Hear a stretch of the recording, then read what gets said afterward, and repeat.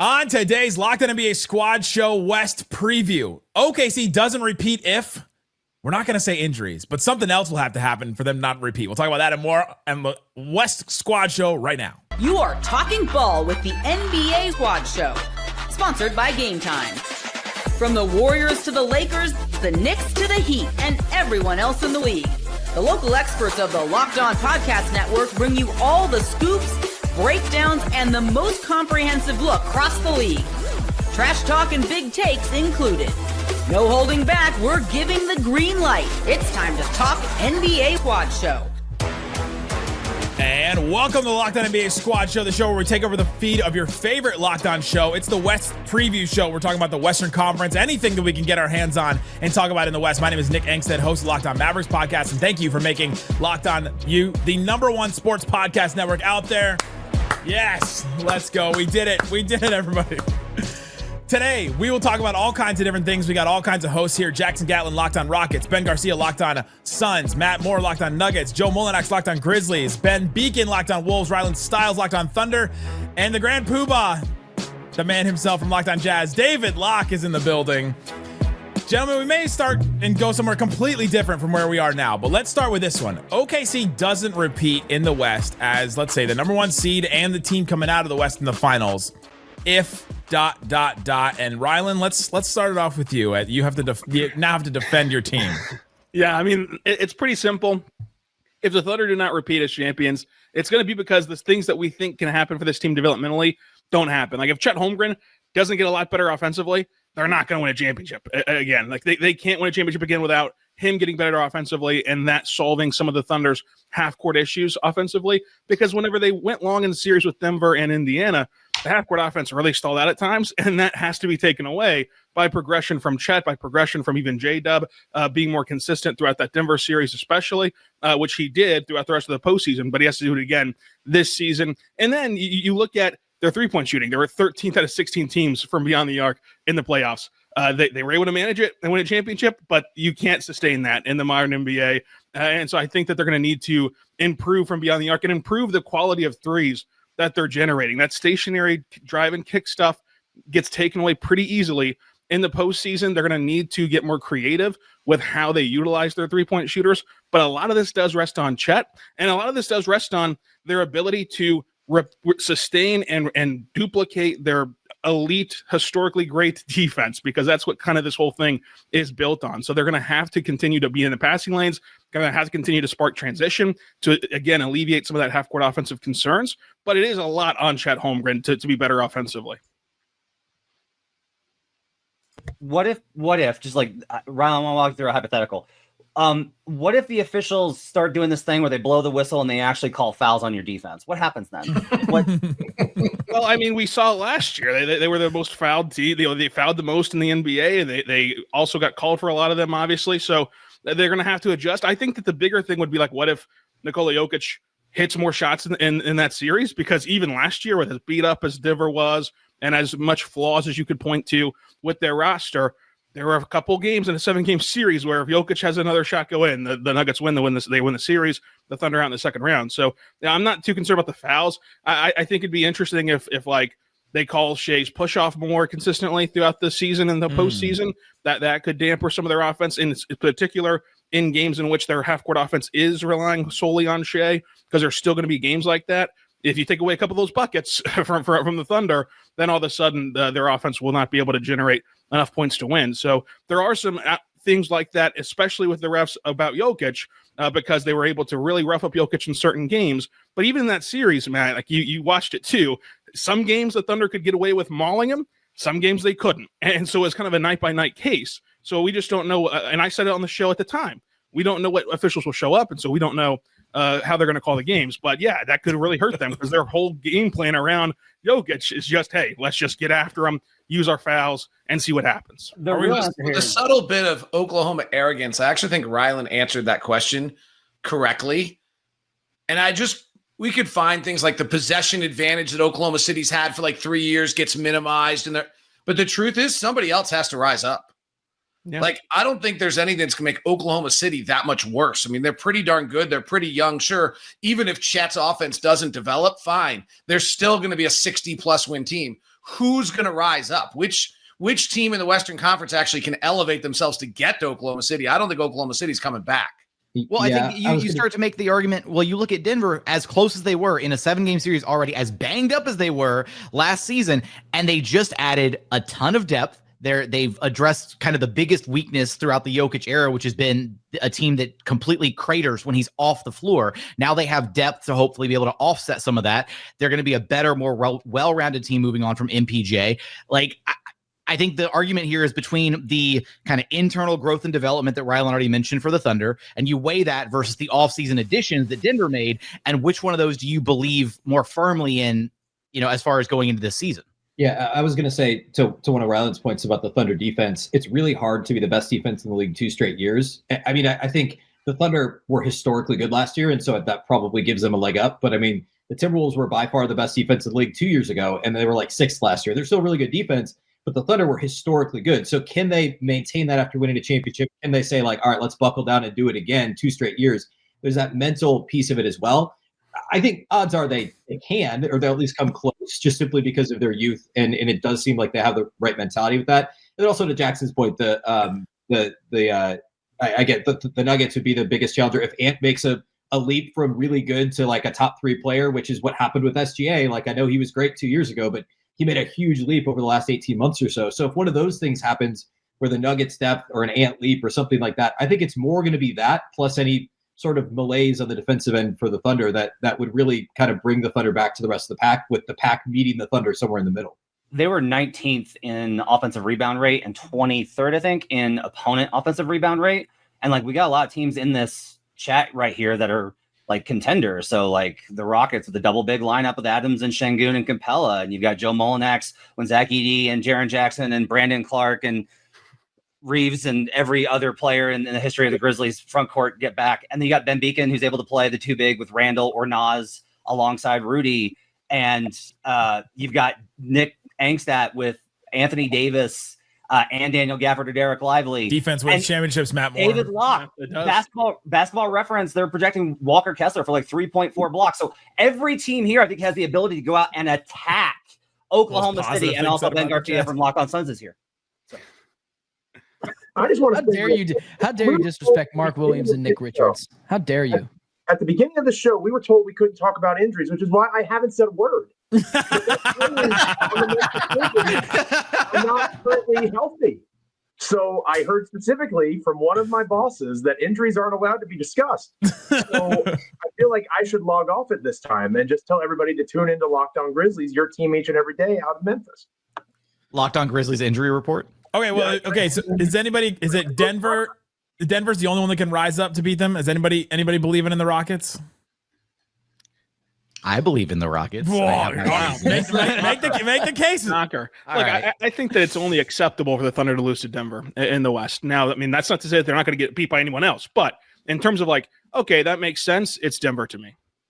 I don't want to drive us in a different direction, but if it's going to be anybody other than Denver, the craziest thing is the 2 most important players in this division are Reed Sheppard and Rob Dillingham. Woof. Yeah. Off the worst draft class in the history of the NBA, both Minnesota and Houston have to have either Rob Dillingham or Reed Sheppard grow up fast. I don't think either of them are ready for that, so that's why I don't think you put them in with Denver.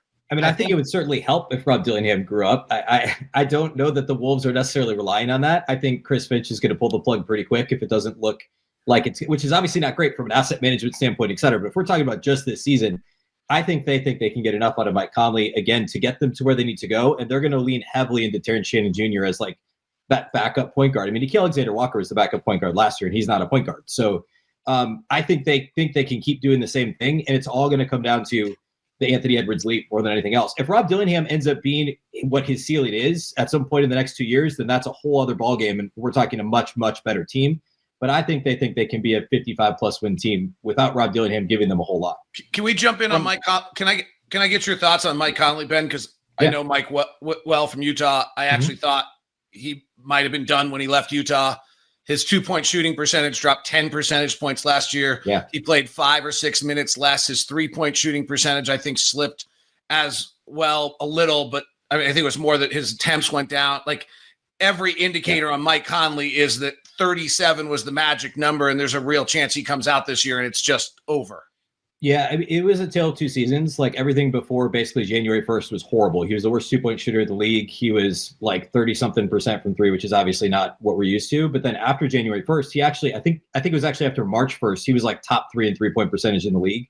So it was really a matter of, I think he had to play himself into shape a little bit, honestly. And the biggest slippage, I think, was defensively. That was the biggest issue. And so they tried to hide him a lot more defensively. Teams hunted him consistently in the playoffs. So I think they're going to manage his minutes even more. But I think if they can get 20 good minutes out of him, that's going to matter, which I guess speaks to, back to the Dillingham point. That's why if Dillingham ends up being really good, it's a whole different story. But I think they're going to rely heavily on kind of recreating that point guard role with some other guys and initiating more offense. There's obviously a trickle-down impact there, but I mean, you're right. It was easily his worst season in a long time, and he's clearly on the wrong side of his career. But he was better as the season wore on, and so I think there's some hope that if they can manage his minutes a little bit and put him in the right spots and hide him defensively, then you could still get another.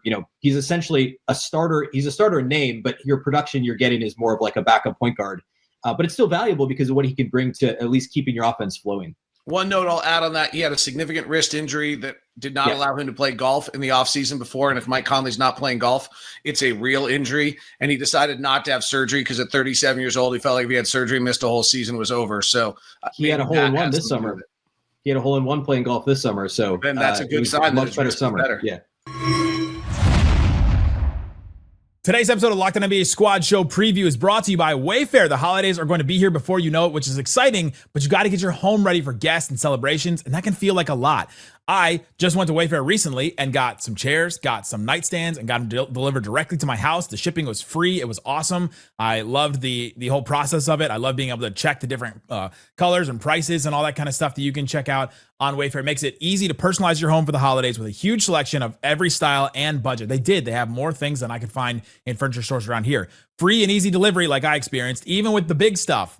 I got like a big cabinet delivered one time. You can get everything delivered you need without the hassle of huge delivery fees. So go check it out. Check out Wayfair. Get organized, refreshed, and ready for the holidays for way less. Head to wayfair.com right now. Shop all things home. That's Wayfair.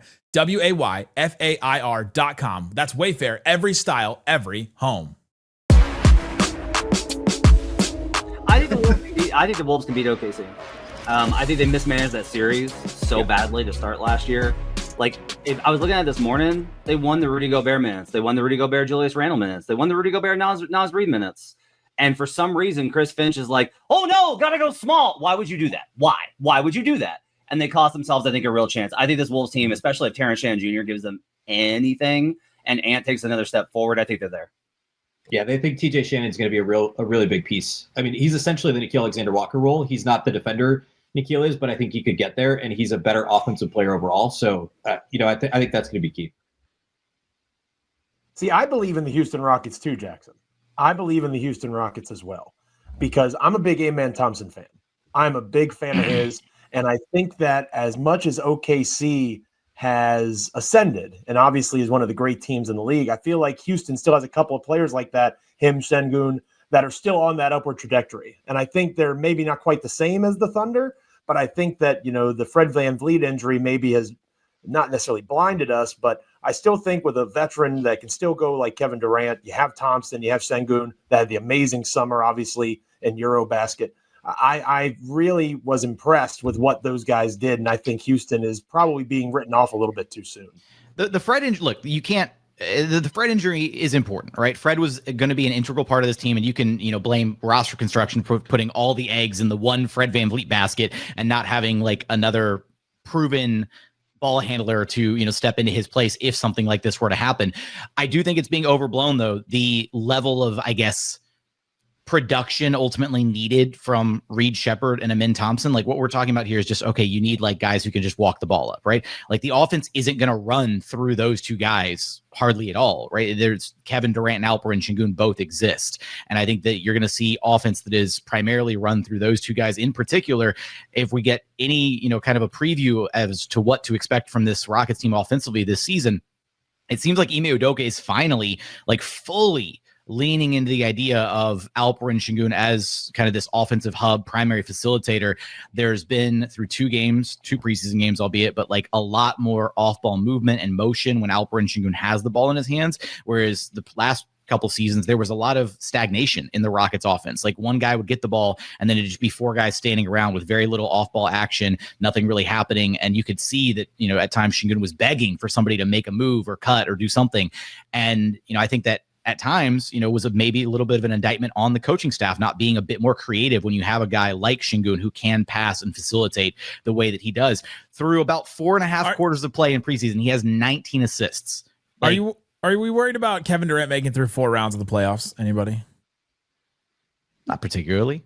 I mean, as long as they don't run him into the ground like the Suns did in the regular season, there's no reason for 36-year-old KD to be playing 37 minutes a game and leading the team in minutes played. Yeah, well, all right, let's get the honest thing that it's not the coaches choosing that.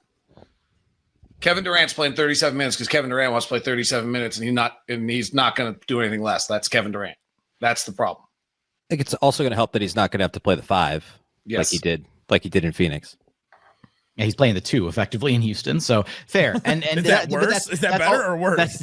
That's always a battle with players want to play, and so at the end of the day, you have to have an organization and a coaching staff that can actually sit down and have those heart-to-heart conversations. Be like, hey, we know you want to be out there for 36, 37, 38 minutes a night, but if you are, then we run the risk of you getting hurt, right? We run the risk of you're 37 now. You maybe can't do that as much. If the Rockets can somehow get KD down to 34, 35 minutes a night where he's not leading the team in minutes played, and you get 70-ish games of regular season KD and then a healthy postseason run, as opposed to him playing 37, 38, 39 minutes a night, and then he only gets 55 or 60 games and is potentially worn down for the playoffs, then that's not a win for anybody. And I think that if you have that heart-to-heart conversation with them, then, if the coaching staff can convince him, then, that's up to the organization. So I'm just having a hard time with the older guys, like expecting them to get all the way through the playoffs, like after what we saw last year. Like the Clippers are this team for me, where I'm like, there's just no way I can see all those guys making it through. No shot. Four rounds. No shot.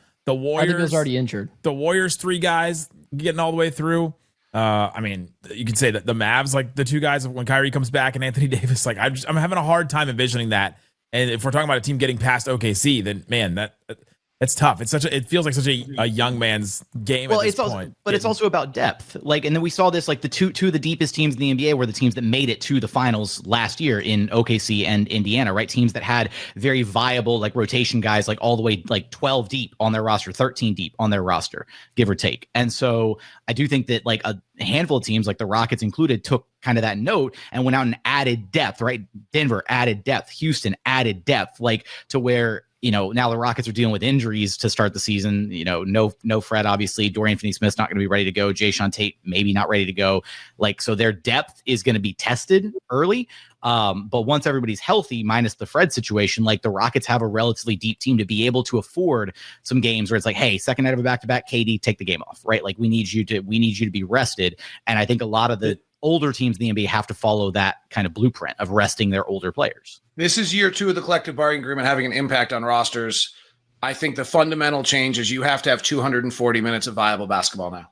You didn't used to have 240 minutes of viable basketball on your roster. You really actually had to have 120 of great minutes out of 3 players every night. They were giving you 35 minutes. You now have to Indiana. That's what Indiana was. They were top to bottom. And you look at the teams that got too top heavy last year, Philadelphia, Denver, all those teams that had $100 million out of their first 2 players. So they couldn't fill out the back of their roster. They fell apart. You've got to have 240 minutes of complete basketball if you're going to be able to compete for a championship. That's where the Clippers are pretty dangerous here. I agree with you on the age, Nick, but boy, the Clippers have probably the most consistent 240 minutes of anyone in the Western Conference on their roster. If it was 2019, they're going 98-0, baby. That roster. It was 6 years ago. I mean, goodness gracious. Can you imagine? What do we actually expect from the Clippers? I think they're going to be better than most people expect. I think that Bradley Beal, the judgment of Bradley Beal was based off of the contract and his role in Phoenix and all those sorts of things. What do you expect out of him in LA? A heck of a lot less. And I think that the level of expectation is going to change. So much obviously revolves around Kawhi, but they have other meaningful pieces. I mean, they're very old, but that rotation is a legitimate 10, 11 deep. and a lot of guys that have played a lot of meaningful, good basketball over a long span of time. If they can stay healthy, I think they're one of the teams that can maybe not challenge the OKC, but they definitely can be in that second tier.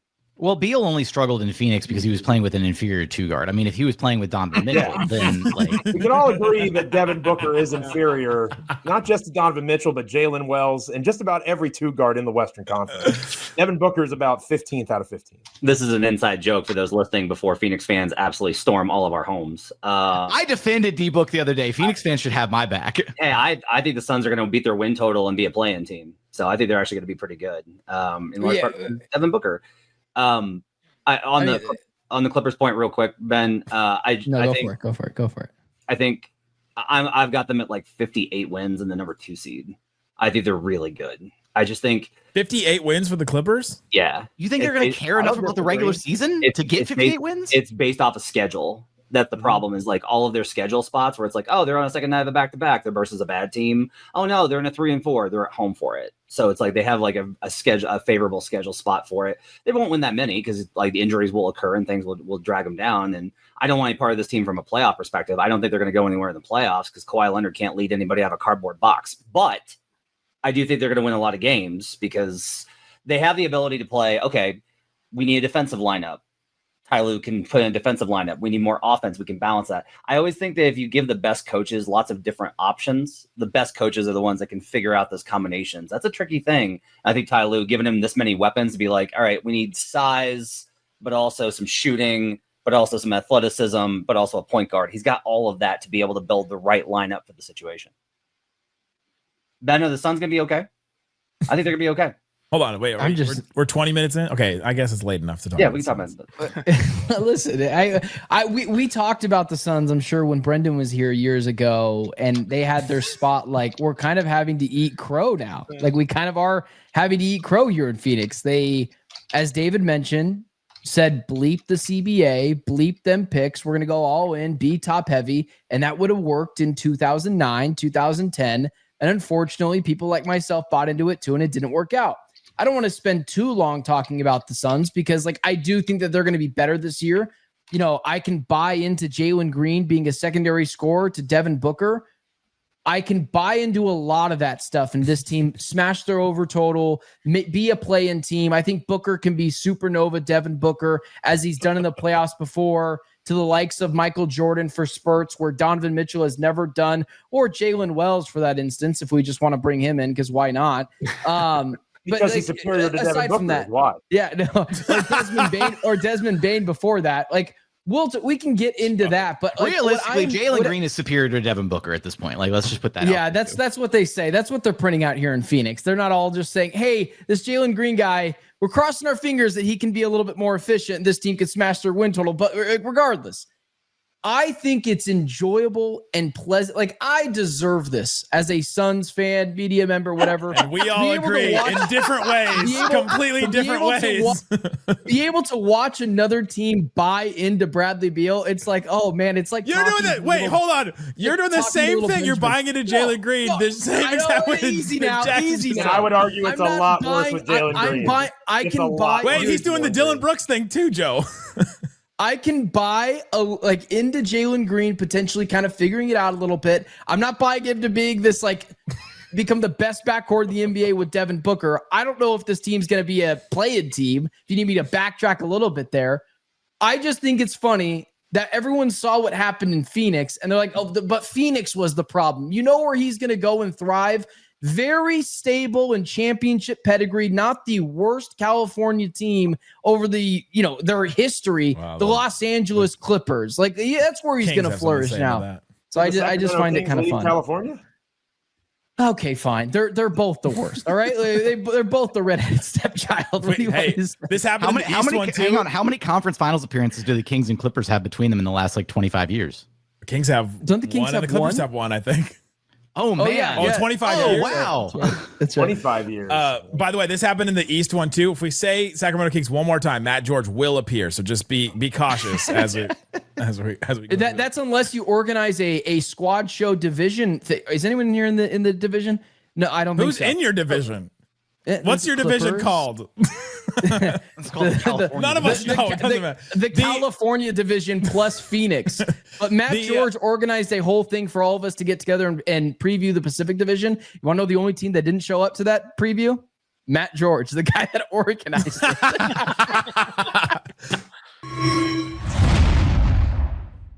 Today's episode of Locked On NBA Squad Show NBA Preview is brought to you by FanDuel. FanDuel Sportsbook has all kinds of props and odds, things that you can use to get in on the action. NFL season is here and NBA season is around the corner. FanDuel has a deal that you won't want to miss. If you're a new customer, you can bet just $5 and you get $300 in bonus bets if you win to use across the app anywhere. So put it on something that you absolutely think is going to happen. So check out like a game where you think, oh, I'm going to put the money line on like the Thunder winning that opening night game against the Rockets on ring night, or maybe the opposite because teams don't usually win on ring night. You can also look at some of the over-unders on the regular season wins. So like my Dallas Mavericks, 40.5 is their over-under. I'm taking the over on that. You think Anthony Davis, Cooper Flagg, and all of them are not going to be over 500 this season? Come on. Even if Anthony Davis misses like 20 games or something like that, which I get it. Rockets also 52.5 over-under. I know they lost Fred VanVleet, but you add Kevin Durant to a team and they're not going to go over the wins that they had last year. That's interesting. Go check it out on FanDuel. What are you waiting for? Visit FanDuel.com to download the FanDuel app today and get started. FanDuel.com. Please gamble responsibly. Another team in that division, another team that's old, is the Golden State Warriors. I don't know that they're filled out to the 240 minutes that Locke was talking about earlier. They tried recently. They signed a bunch of guys, but they were good at the end of last season when they added Jimmy Butler, but then they just crashed and burned. It felt like in the playoffs. You see the Kevin Pelton projection on them? No. Number two in the West by a lot. Yeah. My only addition on the Warriors is that Warrior fan tipped me off that they're calling the lineup that features Horford, Steph, Jimmy, and Draymond the near-death lineup. That's good. You know what? Just like Ben said he deserves this Phoenix season, we deserve that. All of us that had to deal with that Warriors team. Hey, I deserve it more than anybody else. Okay, that team has crushed my hopes and dreams. Watch out. Ever heard of Kevin Durant, buddy? Are you kidding me? Ever heard of Kevin Durant? You have Kevin Durant. You deserve that.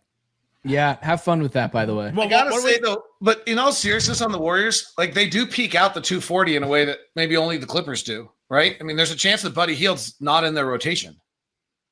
I know we said we weren't going to talk about health, but we can talk about age. And I mean, I feel like that's where the depth matters even more is we can't predict whether or not somebody's going to get hurt, but we can predict that Jimmy Butler or Steph Curry is only going to play 60 games, 65 games, right, whatever. So that's where the depth matters that much more. But I think they actually have, I think there might be the only team in the league that has 290 minutes. Yeah, who are they getting that from? Yeah, it's like Gui Santos and Quentin. No, I think Gary Payton II, Buddy Hield, Trace Jackson Davis are all kind of borderline rotation players for that team. But Trace Jackson Davis is borderline rotation player because sometimes Steve Kerr just doesn't want to play him. Yeah, right. Same with Kuminga. And the 240 is that you have 240 of viable rotation minutes, and Trace Jackson Davis may not be a viable rotation player. I would agree with you on that. But otherwise, I mean, the 240 thing's pretty interesting, you guys. If you run through every roster, it's hard to, most teams don't get to it. Like I just did Phoenix while we're talking. They're at 150. They literally are going to play 90 minutes of non-rotation NBA minutes right now. Sorry, Ryan Dunn. Sorry, Isho Higuodaro. You're not rotation. How dare you, sir? How dare you? Oso Higuodaro is good. He might be, but he's not established yet. I can't tell if Matt's being serious or not. I'm being serious. Yeah, Matt doesn't joke about that. I'm really? There's one thing he doesn't joke about. Jordan Goodwin's good. They have so many guys that are going to be like, it's in his name. Everybody, the Suns are going to be that team this year where people are at midseason are like, you know who's kind of good? Is this guy on Phoenix? Matt, do you really think they're going to make the play-in the West? Yeah, I mean, they would make the playoffs if they had Donovan Mitchell, but I think they're going to make the play-in. There's no way. Who are they bumping out? No way. Who? Look, Sacramento falls out. Sacramento's gone, right? That's one spot opens up. And then the team that didn't talk for like 20 minutes because his team was so injured, the Memphis Grizzlies. True. I have them above the San Antonio Spurs. Okay. Part of Phoenix and how they're going to be better this year is you're not supposed to talk about them because this team, I do believe, is going to have this new mentality of Oklahoma City's going to come to town on a random Tuesday in October, and they're going to beat the Suns, 98, 94. But the new identity of the Suns is Oklahoma City's going to walk in there and say, we're going to stomp the lights out of this team sleepwalking. And then they're going to leave saying, that was supposed to be an easier game. That team's freaking tough. And if we didn't actually try late in that fourth quarter, I think that's what it's going to be. And they're going to sneak up and get a couple of wins against, potentially a Rockets or a Wolves or whatever, once or twice getting those. Blazers as well. They're going to do that. I thought Ben was crazy. Like, I made fun of him on Locked On NBA Daily when he said this about the defense. And say it. I'm kind of getting there. Like, I kind of think that they're going to be decent. Like, I think Jordan Ott might be good. Like, I think Jordan Ott might be really good. Joe. He's the coach, by the way. He's not one of the random players, the random Suns players we mentioned. He's Michigan State's finest. Definitely had to specify there because people listening definitely probably would have just thought that was another player. Beautiful. By the way, the answer to who they're going to beat out is I have the teams below them as the Jazz, the Pelicans, the Dallas Mavericks, and the Blazers. All right. Well, if we're not going to talk about injuries, that's my music to come in and say that. Jump in, Nick. The Dallas Mavericks have 200. Oh my God, they have the minutes. Music. David, what do you have the Mavs at minutes? Let me look. Sorry, I don't have because it right this is a deep team. Like they have guys. If Anthony Davis is going to stay relatively healthy, and we're not allowed to talk about health, so nobody can talk to me about that. True. But Cooper Flax the 1 year you have Kyrie Irving. You say that you're deep. You're talking about a different thing. But he's not playing with. They brought in D'Angelo Russell to be all right. They have Max Christie. They have multiple centers. They've got strength. They've got more wings than anybody else that we've talked about. Yeah. What's worse, depending on Jalen Green or depending on D'Angelo Russell? Oh, D'Angelo Russell. Come on now. They're depending on D'Angelo Russell way less than the Suns are depending on Jalen Green. What's worse, depending on a combination of D'Angelo Russell and a rookie, or depending on Jalen Green? You know what's worse? Me having to defend Kyrie Irving about D'Angelo Russell against Bill Simmons today. That was the thing I never thought I would do in my career. That's admittedly a bad thing to have. That was very. But I think D'Angelo Russell knows what his role is going to be. He's coming in and he's had really good chemistry with Anthony Davis before, and that's all you want him to do is to come in, set him up, set the rest of the guys up, play well with Cooper Flag. Now, when Cooper Flag said that D'Angelo Russell was mentoring him and that he was helping him learn where to be on defense, that was when my eyebrows started to raise and I started to think maybe this is too much D'Angelo Russell for my liking. But I think he's going to be fine in the role that he's going to play. He's going to give them what they need. And I think Cooper Flagg's going to be better than a lot of people expect early on because he's a connector and he's not going to put up the crazy numbers necessarily that we've seen from like a Blake Griffin rookie in the past. But I think they get there minutes wise, at least rotation wise, if we're talking about deep teams. When Coop looks like a turnstile defensively, we know who to thank. Sorry, go ahead. No, I just said when Coop looks like a turnstile defensively, we know who to thank. Cooper Flag? Cooper Flag's going to be a ball. Oh, because he's taking defensive notes from D'Lo. Yeah, right, yeah. If he's always in the wrong spot, then I'll say that. How many minutes they get, David? They get 240 if you count Max Christie as an established rotation player in the NBA because of his second half of the season last year, and if you put Caleb Martin in rather than Dante Exum in the rotation. Well, Dante Exum has not played yet, and Jason Kidd, when asked what he's out with, he just said he's just out. So I'm not feeling good about that one. Yeah, I don't think that Dante's I don't think Dante's an established rotation player in the NBA, despite his nice comeback to the NBA. Not anymore, but it's because of injuries, and I'll say that one. Yeah. But yeah, so yes, they hit 240. If they hit 240, that last guard spot is very tough for them, and that's where if Kyrie Irving does come back, or when he's healthy next season, then they're for sure. And I joke, but like the Mavericks, I don't trust my projection on them. Like they could be totally fine. They could be pretty good. I don't understand how a team that doesn't have a point guard is going to be that good.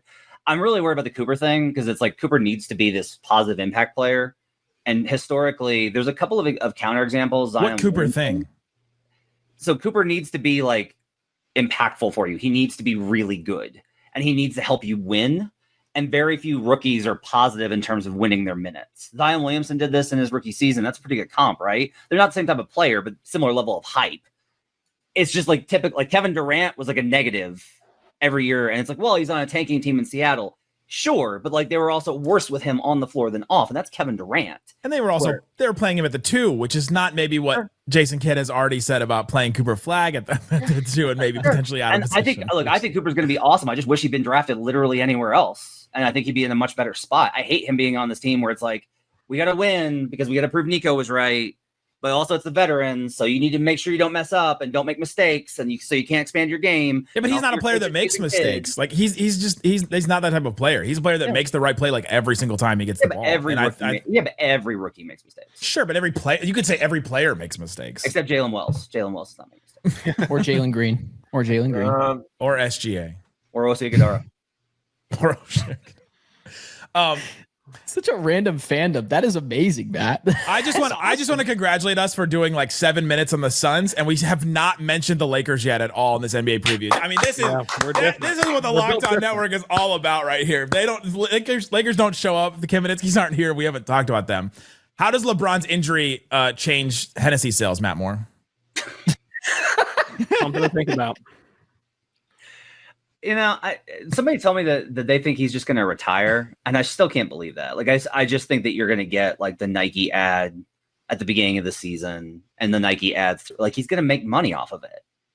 That's why I actually thought there was a possibility this was real, because I was like, if he does it, he's going to make a thing out of it. Not because I think he cares about the attention, because his whole life is attention. He just like, it's weird. It's not the same to him as it is to other people, but because the money. And so I think that he'll kind of get there. I can't figure out where this Lakers team is at. The preseason stuff is extremely worrisome. It looks really bad, but like the roster should be better. But I don't know if like where they're at with Redick. I don't know if guys are buying in. Like the fans are frustrated because they're not doing stuff in preseason. I don't know what to do with the Lakers. They play 6 games. The Suns are the team that made them look bad in the first game. Just make sure throwing that out there. What do you think about Ayton? What do you think about Ayton in that spot, Ben? If he's got like a pick and roll maestro with Luka, like does that at least make him look better? So yes. DeAndre Ayton playing with Luka Doncic is going to make him better because of the 2-man game that you can kind of play with, pick and roll, throw the ball at the rim. Like he will do that. And he is undoubtedly a better player than Jackson Hayes. But there is a want to in the NBA that DeAndre Ayton will never do.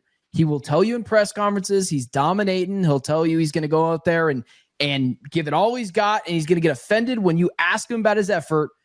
But Jackson Hayes plays with an effort that DeAndre Ayton will never play with, and that is just a quality that is not measured by statistics, and Lakers fans are going to want to pull their hair out by middle of November because you have this player that's got a soft jumper at the elbow, hits those very consistently.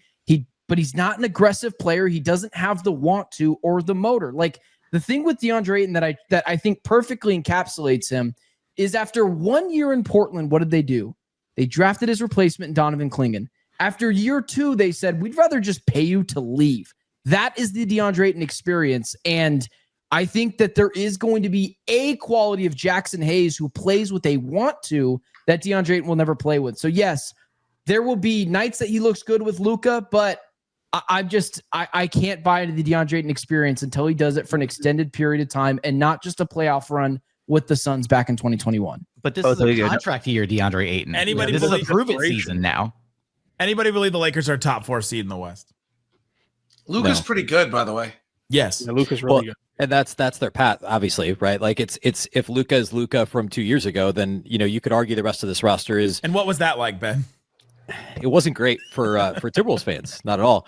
But I think, like if you look at that Mavs roster from 2 years ago versus this Lakers roster now, I mean, like, I don't know. You could argue about which team was better.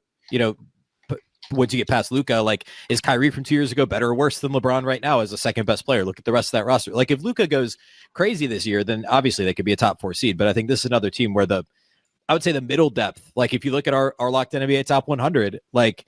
They have 2 top 12 players. Austin Reeves was like 58 on our list or something. I don't have anybody else in the top 100, and there's nobody in between. And most of these teams, like it's the opposite of the Clippers in a sense, or some of these other teams, Houston, some of these other teams we talked about. I just think like the depth is okay. Like losing Dorian Finney-Smith obviously hurts, but they added a couple of guys that I think are going to be helpful as well. Like I think the Marcus Smart thing, I mean, who knows? But I think that like the actual bench Joe, do you know? Is okay. Joe, do you know? I absolutely know that's not going to work. Who knows what to expect? Prediction on the Los Angeles Lakers: Jake LaRavia will play more minutes for them than Marcus Smart. Yeah, I think losing DFS really hurts, but I think.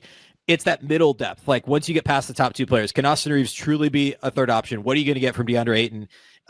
They have some okay end of bench guys, end of rotation guys, but what are you really getting 3 through 7 in the rotation? Well, listen. The thing about Marcus Smart is people still think of him like he was on the Clippers, and he hasn't been on the Clippers for a long time. Like that, the Marcus Smart that we're talking about is not Celtics. Yeah, that's what I'm sorry. Yes, I meant the Celtics. He hasn't been on the Celtics in a long time. I don't even remember when he was on the Clippers. I was hardcore starting. I was like, whoa, so blown away. I was just so blown away by the idea of Marcus Smart being a contributor to a team trying to win basketball games that it threw me back. That's unfair. I'm very burned by the Marcus Smart Memphis experience. I don't think that's going to go well at all. Yeah. It wasn't his fault, but I said this in the East show for 30 seconds. Never, ever, ever, ever, ever, ever, ever get a guy if Boston lets him go. Never, ever, ever.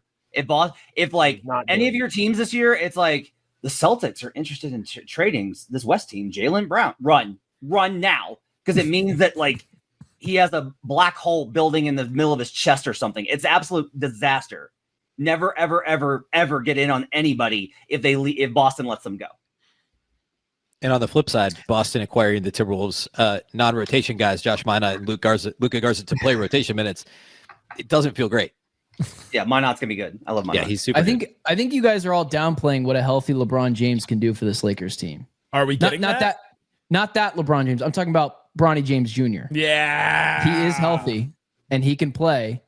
That's an excellent mention. Just saying, Bronny James Jr. They do have a LeBron James playing. Just if you forget about the junior, I think there's a chance the Lakers are really bad this year, man. I think it's a transition year for them. I think this is them trying to move out of the LeBron James business and into the Luka business, and it's going to take a couple years for them to kind of fully acclimate themselves to that and be able to get the players they want around him. Like I think a part of this is just LeBron kind of pouting.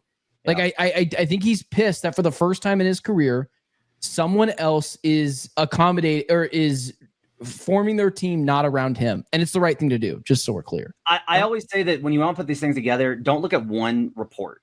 Try and piece together the breadcrumbs. So he's frustrated. He opts in and then releases that statement that was weird as hell. And now he's missing the first season opener that he ever has in his career with sciatica. Matt, you have experience with that, right? I do, in fact, as an old man. Talk about it on Locked On NBA Daily. I do, in fact, have experience with it, and I have solidarity with him. It hurts and it sucks, but also like it's LeBron. I am very skeptical that this to me seems like he lost a power play and is pouting. I am with Ben on that. Look at me and Matt. We agree on a lot. Wow. We're just trying to push him to the light of Devin Booker, man. That's all. Like, he just needs to watch more Suns games is all. As a Memphis Grizzlies podcaster, I am vehemently rooting against the Phoenix Suns. You all already knew that. Nothing brings the West groups together like hating on the Lakers or anybody. Need that first round pick. Well, I do want to ask Rylan a Lakers question. I think there's one interesting Laker question though here on this whole like big picture topic. I wouldn't mind getting to. Like I brought it up. You have to have 240 now. Their second unit's awful. Gabe Vincent, Marcus Smart, Jake LaRavia, Jared Vanderbilt, Jackson Hayes, Dalton Connect. I mean, it's terrible. But literally, how many wins does a Luka give you? Like that's like, don't we still have a little bit of? Yes, that's probably not going to get you through the playoffs anymore. But you have the second or third or fourth, depending your viewpoint, best player in the world. Heliocentrically having his hands on 70 possessions a night. I would argue it actually helps you in the playoffs more than it helps you in the regular season. I think he gives you like 40. He'll get you to 45 wins. Is that enough for them to get out of the play-in? Probably not. Well, here's my thing. I want to ask Rylan about this. It is my informed opinion that there is no player, I think, in the Western Conference that OKC fears more than Luka. He breaks that defense. He breaks it because all the stuff that they do against everybody else doesn't work on him for a variety of reasons. There is one. Sorry? There is one. Washington, yeah. There's one. Yeah, that's true. So second, but yeah. But yeah, like, is there something to the idea of like, look, if Marcus Smart has a bounce back year and Joe's wrong and he can play, and if DeAndre Ayton and Luka's relationship, because I think that's the important part is like Luka and DeAndre Ayton are actually good off court when Luka and KP never got along, and that caused a lot of problems because Luka's a particularly Anyway, but the Balkan. If the combination works of just like, hey, pick and roll big with Luka, shooters around them, LeBron and Austin do whatever. I have a little bit of concern about like if the Lakers are good.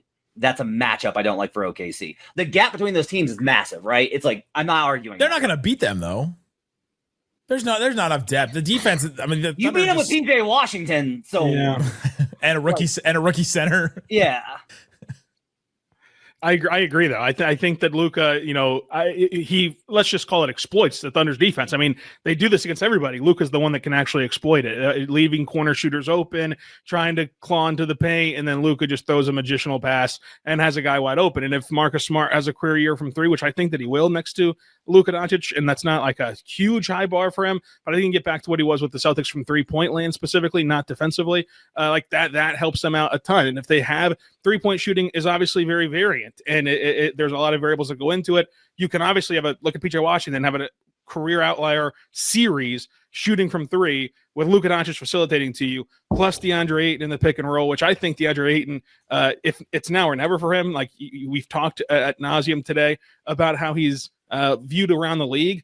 We also saw Russell Westbrook have a bad year next to LeBron and the Lakers, and how he's now viewed around the NBA, not even having a job. I think that the desperation can create some of that artificial motor that Ben talked about earlier that DeAndre Ayton doesn't have. So I really do think that the Lakers can be a threat to OKC because of the Luka Doncic factor. Like there's just no stopping him, because even for as great as the Thunder are with perimeter attack defenders, he's able to break those guys down. And then you do want to shut him off first and foremost and live with the results. That's the Thunder's philosophy for every team. Just shut down their best player and live with the results from 3, because there's natural abilities for guys to miss wide open threes in the league because of what 3-point shots are. They don't value defending the corners as much as other teams do.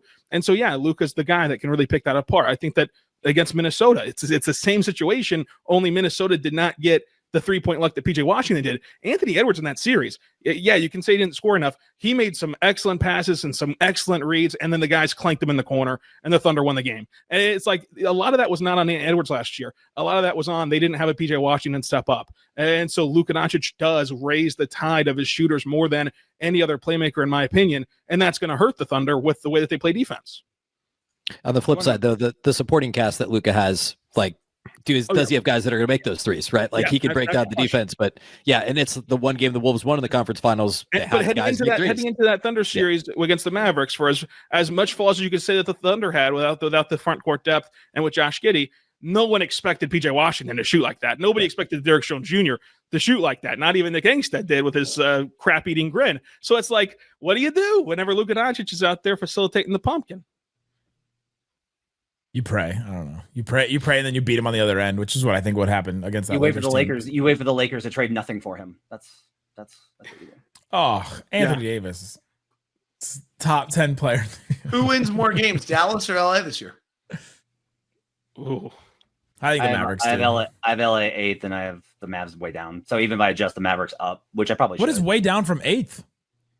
He said he didn't have them making the playoffs. Yeah, they're out of the play-in. They're out of the playoffs for me, Nick. I have them. I'm like, look, I'm probably sometimes you text me, you're like, why do Mavs fans hate me so much? I've discovered why. Yeah, it's all numbers though. This is just some Mavs fans will be happy you said that though, because they want to see the Mavs implode because it's so implode.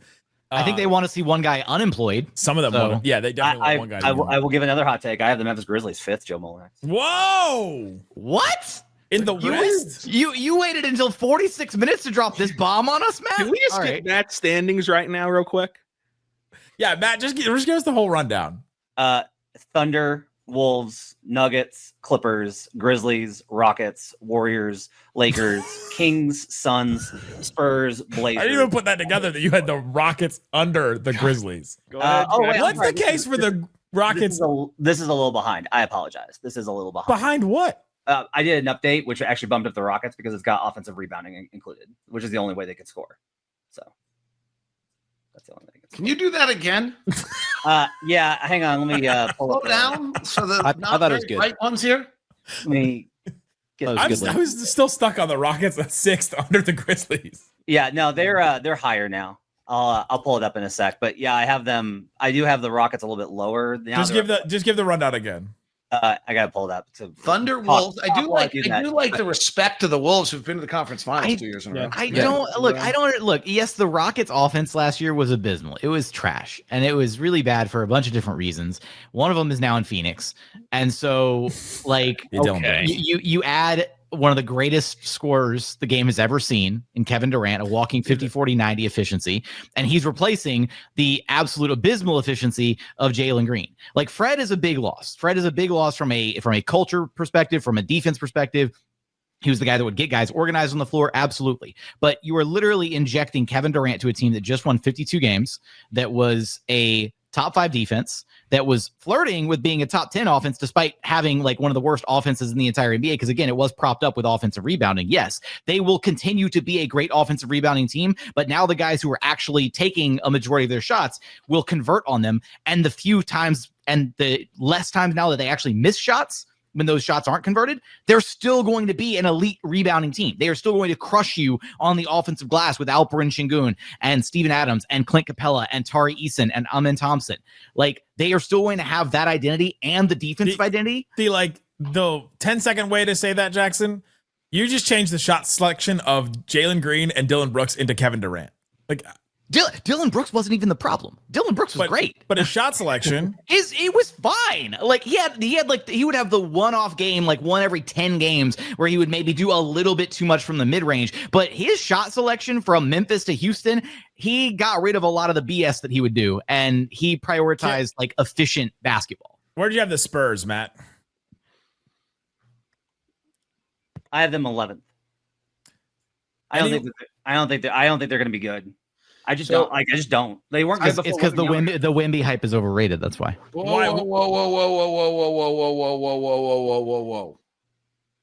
So I agree. None of it fits. Castle, Fox, Harper. And it was against the Utah Jazz. And it was preseason. And we're not supposed to swear on this show, but holy shit.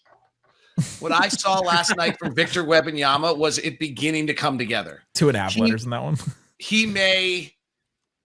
The Wemby hype may be real. It was different last night. It was against the Jazz. It was preseason, but it was different. That was a different player than I'd seen the 6 times I'd seen him prior. I had him top 5 in my top 100. Everybody else have him? I had him a lot lower. I just think it's tough until you see it. Outside of the top 10. Yeah.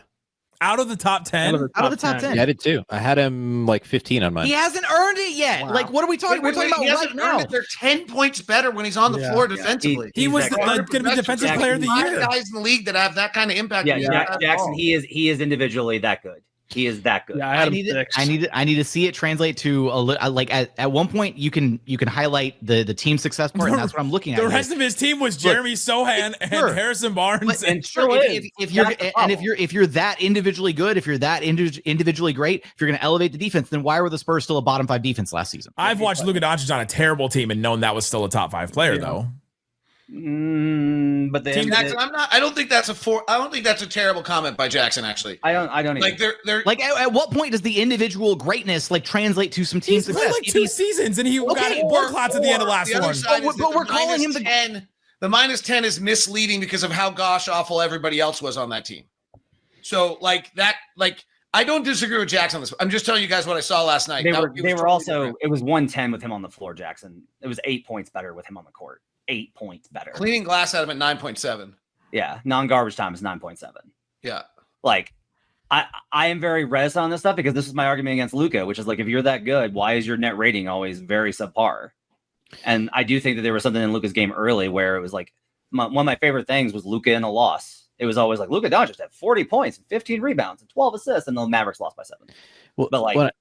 Because they had no one else that could dribble for most of his career up there. Well, Matt said he has the Spurs 11, right? And I think it's really hard to argue he's a top 5 player, and then they're going to win 40 games again. I understand that individually he's if you stack him up in a vacuum against other guys, he's probably, I don't know, top 5, top 6, top 7, whatever. But everybody else you're stacking him up against that you would consider a potential top 5 player, their teams have won at least a playoff series. Much they've been to the playoffs and won a series or 2, right? Mm-hmm. And so I think that's where it gets sticky. He's probably in the 5 to 10 range. I think but it's a really hard thing to be like, he's the 5th best player in the league when he's played like 100-ish, plus or minus games and his team's never been to the playoffs. I just think that's challenging to say. He's just only had 2 chances, and one of them he had blood clots and didn't finish the season. So it's like, I don't know why we're holding him up for missing the playoffs in his first year. Like that. Same reason why I think it's tough to obviously tough to rank Cooper Flag, right? Because we haven't seen him play in an NBA game yet. So it's more that who you're comparing him against, I think, matters when we're talking about a player rank list. I think it's also really hard because the hardest part here is obviously we think that Wemby is going to be great. We are expecting we're projecting him to be like maybe in the GOAT conversation, like when it's all said and done. Yes, but what his actual production is on the court right now. I'm gonna get run out of Dallas over here. His actual production on the court right now, like I could reel off probably. He was the shoe into win defensive player of the year. He was the best defensive player in the league last year, and putting up like 20. You cannot give defensive player of the year to a guy whose team is a bottom 5 defense. Like it makes no sense. He was minus odds the whole year to win it, and then he got hurt. Yeah, that was wrong though. Like he really should. What? You're gonna go against? We can't. Well, because that's like giving like MVP to Kevin Love back when he was on the Wolves because his numbers were just so dominant. He looked so good. Actually, this is really important. Never ever use the odds when you're doing it. When you're looking at stuff, don't be like, well, he's the favorite. That's influenced by the money coming in from significant bettors on a market. So it's like if everybody has the wrong idea or they think that the voters are going to vote for the wrong person, it's not reflexive where it's like, well, he's the favorite, therefore he's the best. He's considered to be the best, therefore he's the favorite. Always consider it a reflection and not like a driver. Okay, I'm super sorry. I'm sorry, Jackson. I swear I prepped for an NBA game last night, and the dude I prepped for averaged 24 points, 11 rebounds, 3 assists, 4 blocks, had an effective field goal percentage of 59% or 57% last year, shot 35% from 3 and 48% from the field, taking 9 a game while making 84% of his free throws. I know those are all standard numbers that aren't advanced metrics, but I'm sorry. What did I miss about those numbers not being unbelievable? Well, for me, a lot of it's like if you watch him, and I'm really scared about this year because it looks like he's added muscle, so he's able to bunk guys off. But you could move him so easy still. Like guards can get into him. Like Amen Thompson can create separation by bumping into him. He's still super impactful, David. I'm not arguing that. I'm agreeing with you. I actually think this is my point. I've watched him. I always feel like there's something lacking. I feel like you can move him. I feel like you can do all these things the last 2 years while he averaged 24 points, 11 rebounds, and 4 assists. And I wonder when it all comes together and he can shoot every possession he wants to shoot because no one can get in his shooting window. If he's not going to average 30 points, 15 rebounds, and 6 blocks a game, I'm not kidding. But I'm with Jackson on, you got to do it first. Yeah. Like I doubted Jaren Jackson offensively because I was like, he needs a freaking offensive go-to move. Like he's got to have something that he can do and actually go to. And now he finally does, and he's underrated, Joe. Explain it to me. Jaren Jackson Jr. is underrated, so is John Morant. But again, I was told that we can't talk about injuries, and the Grizzlies are extremely injured right now. So while I'm very honored that they're 5th in your rankings there, Matt, may not be anymore. The thing about Jaren is we bully Matt out of the Grizzlies at 5. Yeah, I'm thrilled. The thing about Jaren Jackson Jr. is he's kind of become underrated in Memphis, even after the great season he had, because of this new coach with Tuamasi Isolo and the re-emphasis on pick and roll and getting Ja Morant going, and Zach Edey, Matt's favorite player, is going to have a big year in this system. And there's so much that's being prioritized that isn't what Jaren did well in the revamped offense from last year. Because while the Grizzlies defense went off a cliff, the offense was legitimately better last year. And the main reason for that was Jaren Jackson Jr. So Jaren Jackson Jr. developing the game that he has as an isolation scorer. There were stretches last year where he was one of the best isolation scorers in the entire league. The way that he's able to create offense is so predictable now that he has to be in a position where he's a better creator off of that dribble, finding people, passing, facilitating offense. I hope that's the next level for him. But Jaren is a great example of exactly what you're talking about with Wemby. And my concern about Wembanyama is the team that's being built around him, like you guys said, not a ton of it really fits. I feel like they're still a big move away from really unlocking what Wembanyama actually is. Like they need to, like the Giannis rumors, which aren't going to happen, but that would be terrifying if that actually did occur. Like I feel like that would unlock what Wembanyama actually would be best at. They're asking him to do things as a physical presence that I don't know that he can physically do in terms of being able to be moved by guards and other wings that in theory shouldn't be able to move him. Like that doesn't happen to Jaren Jackson Jr. Wemby's 6 inches taller, but Jaren has the physical mass and frame that he's able to handle himself. You bring in somebody like a Jaren, like a Giannis, someone of that ilk. I think that's the kind of guy that unlocks what Wembanyama can fully be in the NBA. I don't know if the Spurs are going to be able to get there or not. They have the assets. The question is, you need another team to be willing to ship them to you. It's actually why I really like the Luke Cornett, Kelly Olynyk additions and stuff for them. Like let those guys handle the 5 spot, right? Let Wemby, Wemby is a 5, but you run him at the 4 and then you run him at 5 in certain lineups, whatever. Let somebody else handle the brunt of like the physicality of that 5 spot and just let him be that roaming presence defensively at the 4 and just blowing everything up with his size and length. But that's a fair reason they're not like the Spurs, because when you're counting on Kelly Olynyk to be that guy for you, like that might be a bridge too far in terms of expecting them to make a leap in front of other teams that are still trying to compete in the Western Conference. Anybody have any parting shots about any of the bottom feeders in the West? Anybody? I mean, the Pelicans' ceiling is what to close out this division. Since we can't talk injuries, the Pelicans' ceiling is what? Play-in team with ceiling, right? Zempic Zion? Are you kidding me? Let's go. 5 seed. 5 seed. 5 seed with their They were healthy. Trey Murphy, Zion Williamson, healthy DeJounte. How about Trey Murphy for show me, right? Like I feel like that's the player that everybody's like. Herb Jones. He's really good. Trey Murphy's really good. They have like a really good like they have top a lot of players. 8. They have a lot of players. They have 240. They do. There you go. 240 for the Pels. Just some nights it's going to be 105. And when Zion's playing though, and when he's out there, man, that's a top 10 player, and we've seen it for a whole season as a top 10 player. I like the Trailblazers a lot. I think that's a team that could crash the party in the playoffs. The Blazers. I like the Blazers. Joe. The same way Ben was talking about the Suns being like this team that you're going to roll into and be like, it's the Suns. We're going to beat them. They're going to be such an annoying team to play. The Blazers, their defense is going to be. That's where I'm at. Sure, Chauncey Billups is good. Like, are we sure? No, I'm not sure of that, but I'm sure that again, their starting 5 is, whether it's because of Billups or because of whatever else is happening up there, they are going to be what Ben said the Phoenix is going to be. I think that's what Portland's going to be. You're going to go in and think, holy crap, that was a lot harder than it should have been. They were already that last season. Right. That's the thing. Ish. It seemed like that, but then you look at like if you take a step back and you look at even in their good stretch of games, you kind of walk away being like, like I was ready to be all in on them, and then I did the deep dive. I mean, I'm not saying they're good. I'm just saying they're not like this. Yeah. They're not like this 19-win team, right? Like it's not like going in to play the Nets. There's only one team that's not trying to win games in the West, guys. And they have Isaiah Collier, so it's okay. Isaiah Collier is great. I love Isaiah. I have a question for David. Does Markkanen finish the season in Utah? Yes. Interesting. I just think because the Lakers play them the last game of the season. Here's the quick answer. I didn't hear it. Because the Lakers play them the last game of the season, or yeah. The quick answer is you actually you have to have a piece or two that's actually around when you rebuild.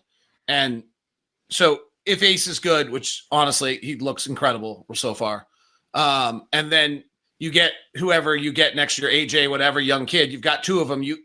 The fact that Lowry makes $40 million is fine at that point, whereas Lowry making $40 million on a good team isn't actually fine in this day and age. So I think it's hard to trade him because it was $40 million, and then 2, I do think they're going to try to get better. They have $42 million of cap space in the offseason. I think this thing is like they're going to draft this next year and then hope they've hit and try to move this thing forward. So I'd be surprised. I would be surprised. I mean, now the only way would be is if there's some piece out there that they believe is, piece 1A to Ace Bailey or piece 1B to whoever they draft next year, that they could get for Lowry Markkanen, and they go do it. And I don't know who that is. Ace Bailey looking like Tracy McGrady early on is pretty cool. Yes. No, I mean, I'm not like I want to be really careful here. He looks so good. It's preseason basketball, large grain of salt, but he definitely gives off McGrady vibes. He's making plays that the amount of wing players in the NBA in the last 20 years that can make those plays is like 20 guys, 30 guys. This is not sarcastic at all. I really love that. No, he's been great. I love that for you. I was very nervous about this No, he's great. season and He's been your sanity and being both the radio host and the Locked On Jazz host. He's been great. Like there was a play last night in overtime against San Antonio. Again, he was against G League guys, but it's off a pin down catch at 18 feet, rise up in one motion, elevate a foot over everybody else and make the jumper. And he did the same thing against Houston about 3 or 4 times. Can we say Ace Bailey's already better than Devin Booker? Ooh, just because Ben is. But I would say this. If I had a sponsor of a show that was like Game Time, I would go buy a ticket to see Ace Bailey. But if I also had a sponsor of a show that was FanDuel, and I'm not allowed to give you any betting advice, I'm just saying. Yeah, you know what to do from there. I already said Cooper's not going to put up a ton of numbers, so there could be some competition. We need to apologize to FanDuel and say that the views of Matt Moore do not reflect Locked On NBA. There is an interesting Rookie of the Year thing that basically every Rookie of the Year has averaged 15 points a game, and most Rookie years have averaged at least 18 points a game. And there is a question whether Cooper averages on that roster. He might not need to. Yeah, right. True. It might be a good day for Cooper if he averages 12 points, a great season, 12 points, 6 rebounds, 5 assists, and Dallas loves that. Yeah. But that has traditionally not won rookie. Malcolm Brogdon's, I think, the last guy to win Rookie of the Year and not average 15 points a game. Look, David, defense wins championships, not Rookie of the Year awards, okay? Very good point. That's right. Yeah, That's take right. it from me. That's right. Go check out all these great shows. Links in the description wherever you're listening to this to find Locked On Rockets, Jazz, Grizzlies, Thunder, Mavs, Nuggets, Suns. If you're listening to Locked On Suns, like I appreciate you for thoughts and prayers. You guys over there enjoying the season that Ben Garcia deserves. Guys, thanks for listening to Locked On NBA Squad Show West.